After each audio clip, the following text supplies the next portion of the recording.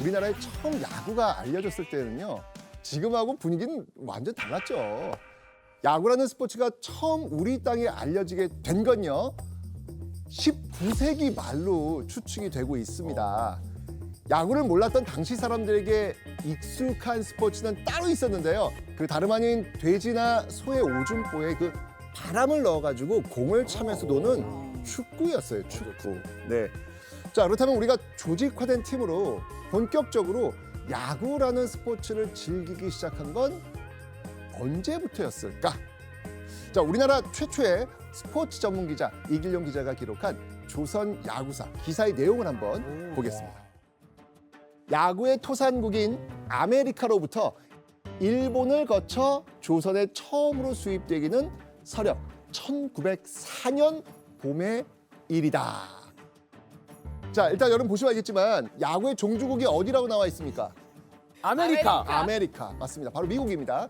1904년 미국 선교사인 필립 젤레트가 황성 기독교 청년회 YMCA, YMCA 회원들에게 야구를 가르치면서 본격적으로 알려지기 시작을 합니다. 그런데 야구가 처음 조선 땅에 알려졌을 때는요. 그때는 야구라는 이름으로 불린 게 아니라 어떻게? 서양 공치기, 서양 공치기 혹은 베스볼. 자, 그러면 이제 궁금한 거예요. 오늘날 우리에게 익숙한 이 말 대체 언제부터 쓰게 되었을까요? 자, 일단 해석을 해보면 들판, 야, 공, 구.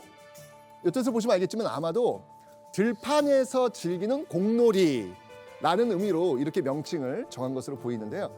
야구라는 명칭은요, 사실 일본에서 만든 한자어입니다. 반면 조선에서 야구를 본격적으로 시작한 건 1920년대 들어서부터였습니다. 당시 고등보통학교, 그러니까 오늘날의 중학교, 고등학교를 중심으로 해서 조선의 엘리트들에게 야구라는 스포츠가 전파되기 시작합니다. 그런데 이 무렵에 야구 때문에 조선인들이 들썩이게 되는 역대급 사건이 발생합니다. 이것이 민족적 의거가 아니고 그 무엇인가? 조선 운동계 역사의 신기원인 초유의 미거이며 환희이로다.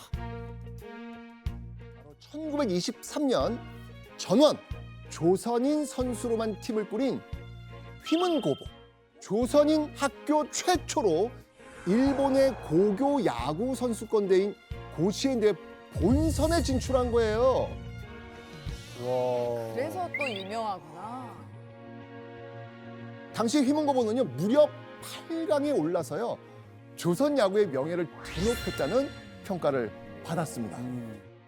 근데 제가 선수분들께 여쭤보고 싶은 게 휘문고는 지금도 야구로 유명하지 않나요? 우리나라에서 퍼펙트 게임을 제일 먼저 한 선수도 휘문고등학교 선수였고요. 그리고 우리나라에서 노이트노런을 가장 먼저 한 선수도 휘문고등학교 선수였고. 진짜요? 네. 그럼 지금 야구하는 그 어린 학생들이 야구 잘하고 싶으면 다 휘문고 가는 거예요? 실제로 지금은 상당히 인기가 많습니다. 그래요? 왜냐하면 최근에 뭐 이제 이정우 선수가 사실 뭐 대한민국에서 최고의 타자 중 네. 뭐 거의 최고의 타자였고 사실 지금 안우진 선수라고 키운 있는데 이 두 선수들이 이제 젊은 어떤 휘문 선수들이에요. 그런데 당시 그 휘문고보뿐 아니고요.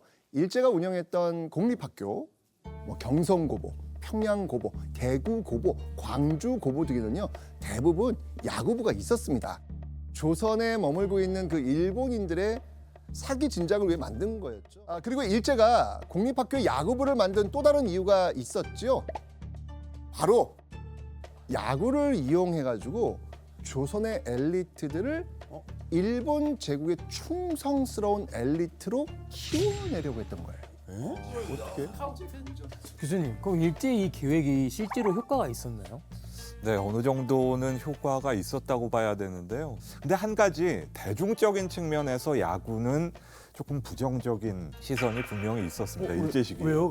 왜냐하면 이게 비용이 많이 드는 스포츠잖아요. 맞아요. 그러다 보니까 흔히 얘기하는 도련님들의 스포츠로 생각이 됐던 거죠. 그리고 무엇보다도 일본인들이 주도하는 모델이었기 때문에 조선의 민중들의 입장에선 이거 야구는 일본의 스포츠다. 그렇네. 이런 꼬리표가 좀 붙어 있긴 했습니다. 당시 일본 학교의 야구부는요, 조선의 학교들보다 월등히 많은 재정 지원 받고 있습니다. 그런데 아니 그럼 이런 상황 속에서 희문고는 대체 어떻게 그 쟁쟁했던 일본인 학교들을 이길 수 있었을까요? 희문고는요, 일제가 조선에 세운 다른 공립학교들처럼 야구부 운영 비용을 감당할 수 있는 학교였어요. 근데 누가 지원을? 좋은 질문이에요. 왜냐하면 희문고의 창립자가 다름 아닌 명성황후의 조카 민영이었습니다. 그렇게 일본인의 스포츠이자 엘리트 스포츠로 조선 땅에 알려진 야구. 일본 그늘에서 벗어나 우리만의 야구 역사를 쓰게 된 거는요, 당연히 광복 이후부터였습니다. 자, 야구의 역사를 뒤바꾼 첫 번째 결정적 장면 보시죠.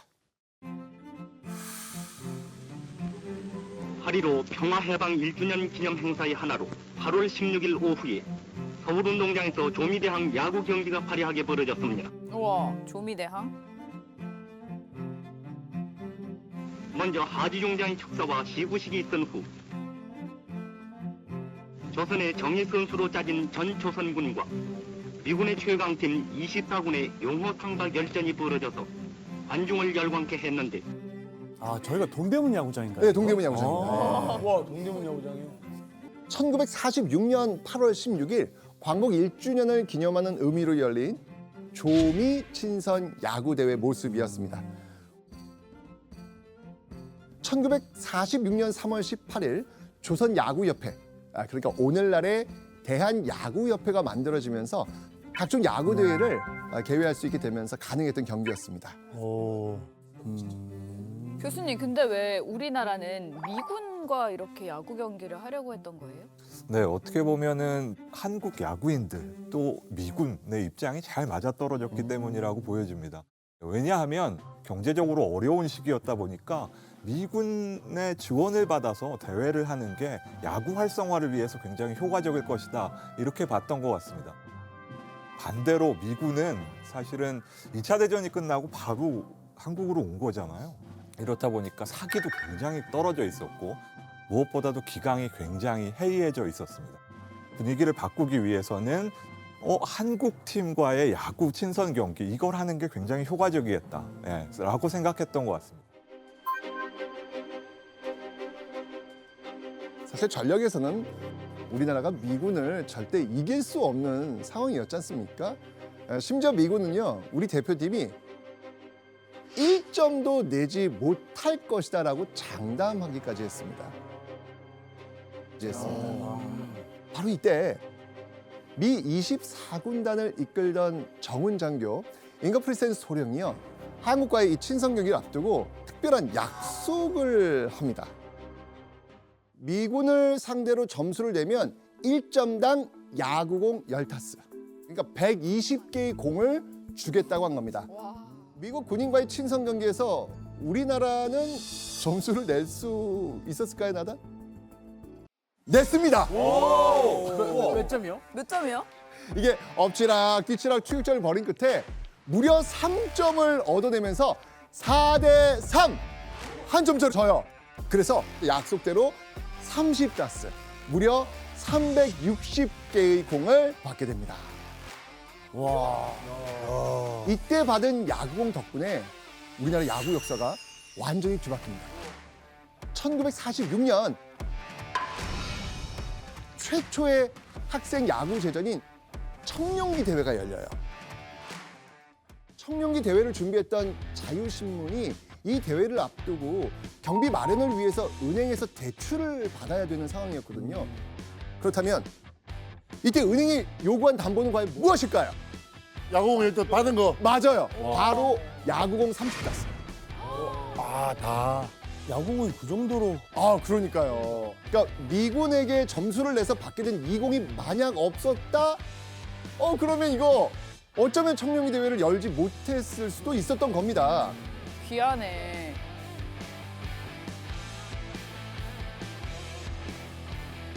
근데 청룡기 대회가 지금도 좀 유명한데 그렇죠. 어떤 정도로 유명한지 어떤 데인지 좀 설명해 주시면 좋을 것 같아요. 또 우선 뭐 청룡기는 가장 이제 오래된 역사를 가지고 있는 대회고 사실 이제 청룡기만의 조금 이제 특색이 있는데 3회대 우승을 하면은 청룡기 깃발 있잖아요. 우승 깃발. 그거를 줍니다. 우와. 네, 그래서 그걸 이제 최초로 받은 학교가 인천의 동산고등학교. 아, 인천 네, 동산. 또 아주 유명한 선수로는 이제 유현진 선수가 있죠. 광복 이후에 한국 야구는요 미군정 시기를 거치면서 드디어 대중적으로 확산되기 시작한 겁니다. 왜냐하면 1960년대부터는요 본격적으로 야구 경기가 라디오와 텔레비전을 통해 중계되기 시작합니다.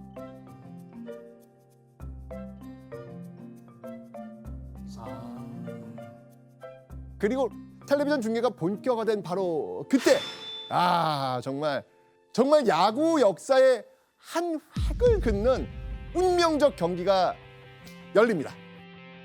1963년 동대문 야구장에서 개최된 아시아 야구 선수권 대회입니다. 제5회 아시아 야구 선수권 대회가 9월 21일 서울운동장 야구장에서 개막되어 109의 승전이 벌어졌습니다. 고교 및 대학 야구 그리고 실업팀 유망주로 대표팀을 꾸려서 출전을 했거든요. 바로 이때 야구의 역사를 뒤바꾼 두 번째 결정적 장면이 일어납니다.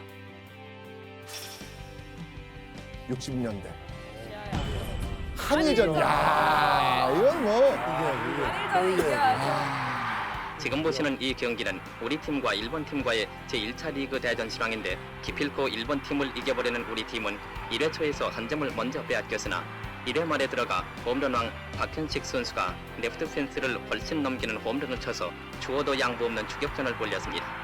그 후 양팀 사이에는 신경전과 투수전이 전개되어 막상막하의 경기가 벌어졌으나 우리 팀은 7회 말에 들어가 다시 득점해서 결국 5알파 대 2로 일본 팀을 물리쳐 이겼습니다. 결승전?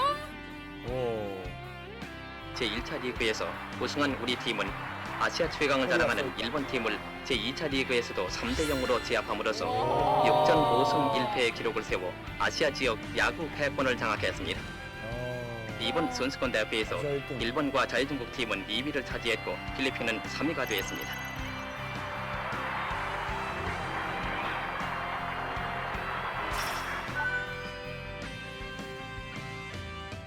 광복 이후 한국 선수들은요 일본과의 경기에서는 정말 야구뿐만이 아니라 어떤 경기에서는 정말 이를 악물고 경기를 펼쳐왔거든요. 근데 특히 아시아 야구 강국이었던 일본을 꺾는다? 이거 정말 쉬운 일이 아니었습니다. 교수님, 그럼 이전까지 일본과 우리나라의 그 전적이 어떻게 돼요? 그 경기? 네, 광복 이후부터 1962년까지 한국 야구는 일본 팀을 단 한 번도 이겨보지 못했습니다. 7번 경기를 해서 모두 졌는데요. 한국 야구가 일본 야구를 이긴다는 거는 어떻게 보면 굉장히 정말 국민이 애타게 기다리는 염원과 다름없는 이런 상황이었기 때문에 선수들의 마음가짐 이거는 굉장히 남달랐을 것 같습니다. 실제로 당시 야구 전문가들 역시 오랜 야구 역사를 가진 일본의 우승을 당연히 점쳤습니다. 그런데 우리나라가 제5회 아시아 야구 선수권 대회에서 일본을 2차례나 꺾고 6전 5승 1패 기록으로 우승을 한 거예요. 광복 18년 만에 처음으로 일본 야구를 이긴 정말 값진 순간이었습니다. 그리고 아시아 야구 선수권 대회에서 한국팀 4번 타자로서 한국 야구 역사상 첫 국제대회 우승을 이끈 인물이 있는데 바로 이분이십니다. 감독을 얘기할 때 가장 먼저 떠올릴 수 있는 김웅룡 감독님이시죠.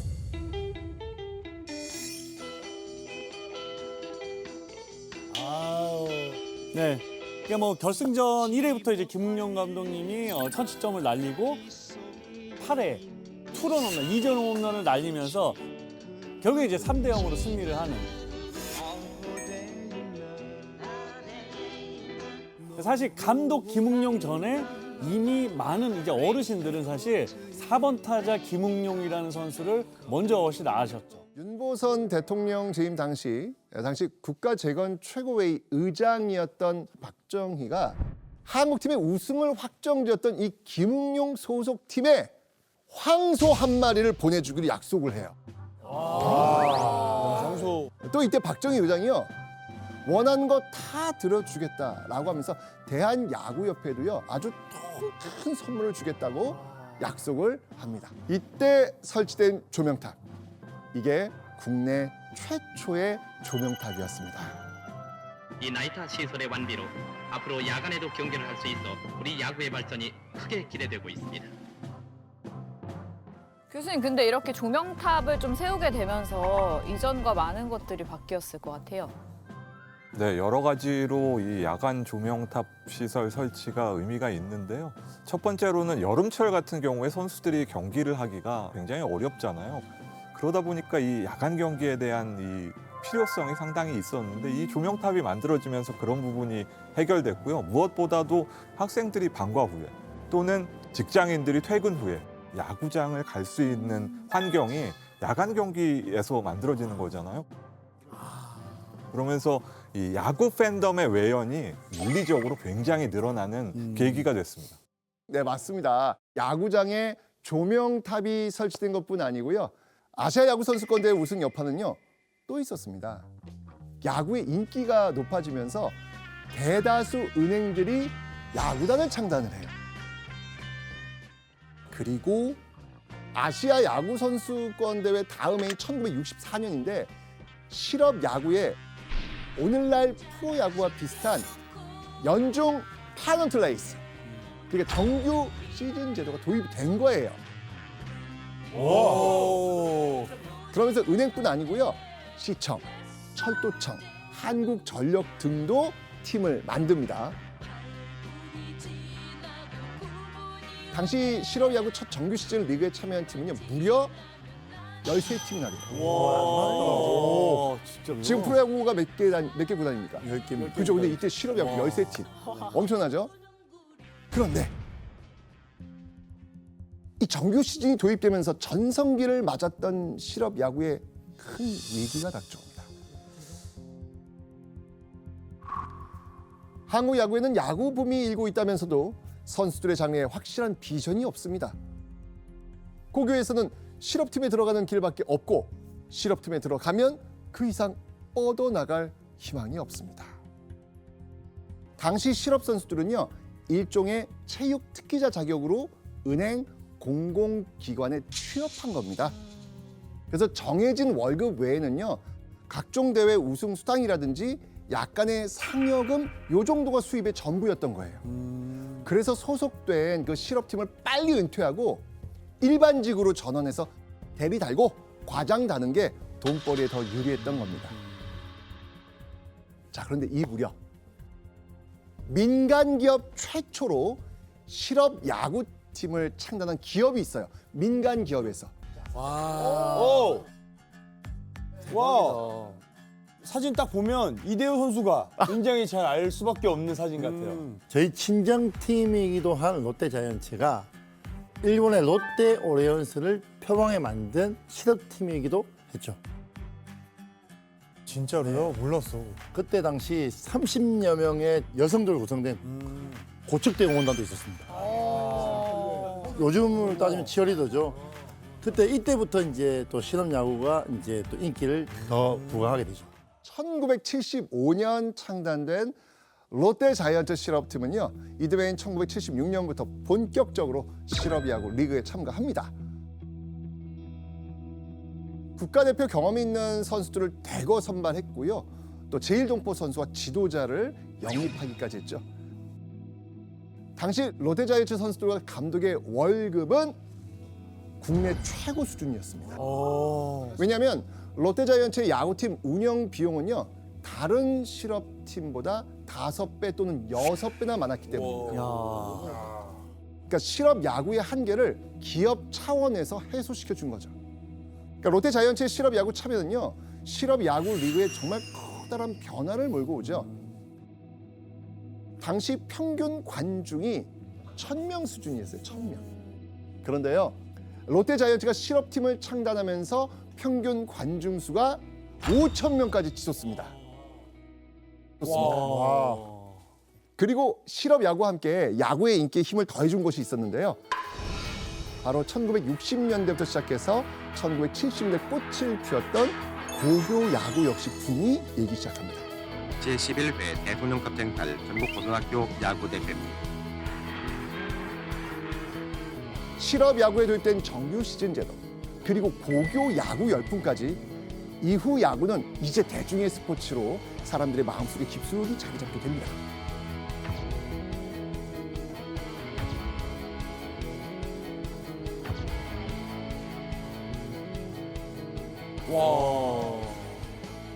자, 롯데자이언츠가 실업리그에 참여하고 약 6년의 시간이 지난 1982년 야구의 역사를 뒤바꾼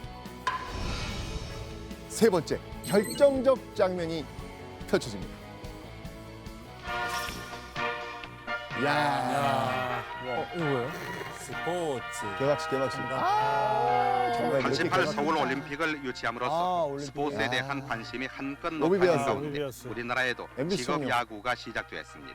야, 3월 직업 27일 야구, 서울 프로야구. 운동장에서 개막 축제와 선미 함께 슈퍼스타. 선을 보인 직업 야구는 6개 구단으로 출범했습니다. 야, 정말 프로야구. 6개 구단으로.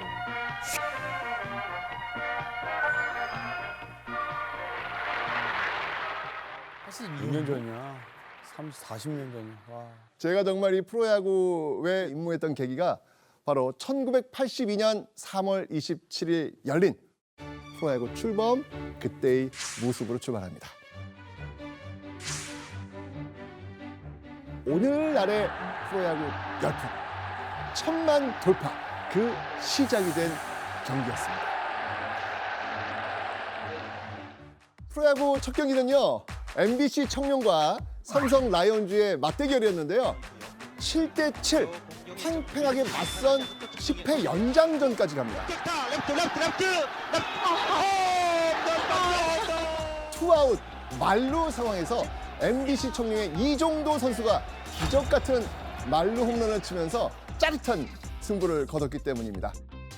야구는 아니 어떻게 한국 스포츠 사상 처음으로 프로리그에 출범할 수 있었을까요?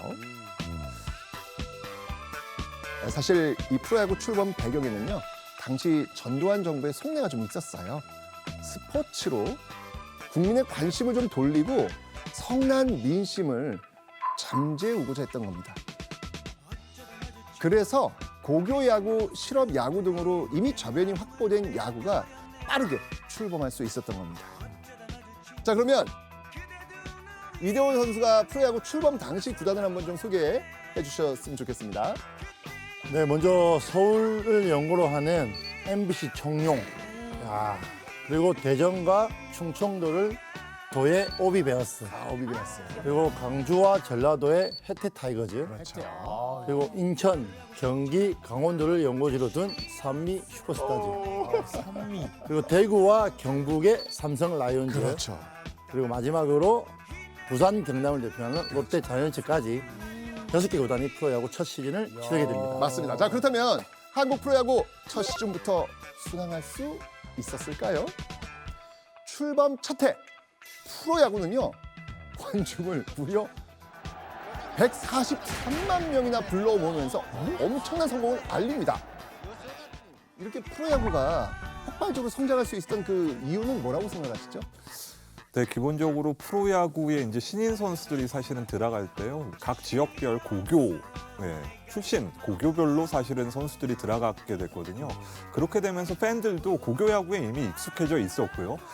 프로야구를 보면서 이거는 단순히 야구 경기를 보는 게 아니라 어찌 보면 내 고향을 찾고 나의 정체성을 찾는 그런 것들이 6개 구단에 잘 이렇게 접목이 되면서 프로야구가 인기 급상승을 할 수 있게 됐습니다.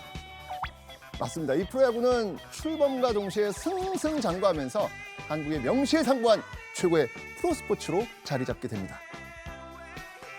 자, 그렇다면 프로야구 출범 이후에 큰 인기를 얻은 선수는 누구였을까?